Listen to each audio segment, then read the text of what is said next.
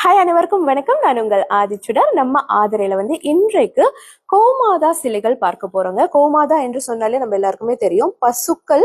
அதே மாதிரி கன்றோடு இருக்கும் பசு நம்ம காமதேனு என்றும் அழைப்போம். ஸோ பொதுவாகவே இந்த கோமாதா சிலைகள் வீட்டில் வைக்கும்போது வீட்டில் இருக்கக்கூடிய வாஸ்து தோஷங்கள் நீங்கும்னு சொல்லுவாங்க. ரொம்ப ரொம்ப அருமையான ஒரு விஷயம். ஒரு புது வீடு இருக்கா, கண்டிப்பா நம்ம கோமாதா பூஜை தான் முதல்ல செய்வோம். கோ பூஜை அப்படின்னு சொல்லுவோம் இல்லையா? ஸோ அந்த பூஜை ஒவ்வொரு வாட்டியும் பசு எடுத்துட்டு நம்ம வீட்டுல பூஜைகள் செய்ய முடியாதுன்றதுக்காக தான் இந்த மாதிரி சிலைகள் வீட்டுல வைப்போம். ஸோ வீட்டுல இருக்கக்கூடிய வாஸ்து தோஷங்கள் நீங்கும். அதே மாதிரி நீங்க பாத்தீங்கன்னா லக்ஷ்மி கடாட்சம் அப்படின்னு சொல்லுவாங்க.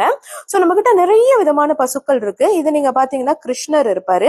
அடுத்தது நீங்க பாத்தீங்கன்னா ராதா கிருஷ்ணரோட இணைந்து இருக்கக்கூடிய சிலை. அதற்கு அடுத்தது நீங்க பாத்தீங்கன்னா எல்லா கடவுளும் இருக்கக்கூடிய ஒரு சிலை.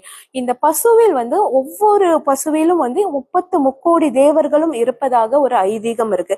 தேவர்கள், அதே மாதிரி மும்மூர்த்திகள், நீங்க பாத்தீங்கன்னா எல்லா கடவுளுமே இருப்பாங்க. அந்த உருவம் தான் இதுல இருக்கு. ஸோ சிலருக்கு எனக்கு எதுவுமே வேணா பிளெயினா தேடுறேன் அப்படின்னா அதுவுமே நம்ம கிட்ட இருக்குங்க. ஸோ அடுத்தது நீங்க பாத்தீங்கன்னா லக்ஷ்மி கணேஷா. ஒரு புறம் கணேசர் இருப்பாரு. இதனுடைய பின்பகுதி நீங்க பாத்தீங்கன்னா லக்ஷ்மி தேவி இருப்பாங்க. ஸோ இதுவுமே ரொம்ப அருமையான ஒரு பசு தான். ஸோ அதற்கு அடுத்து நீங்க பாத்தீங்கன்னா ஒரு ஸ்மால் வெர்ஷன்ல இருக்கு நம்ம கிட்ட, சன்ஸ்கிரிட் ஹோம்ல இருக்கும்.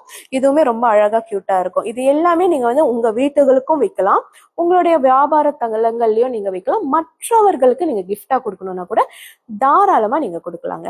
ரொம்ப ரொம்ப அருமையான ஒரு சிலைகள். யாருக்கெல்லாம் வேணுமோ உடனே கிராப் பண்ணிக்கோங்க. நன்றி.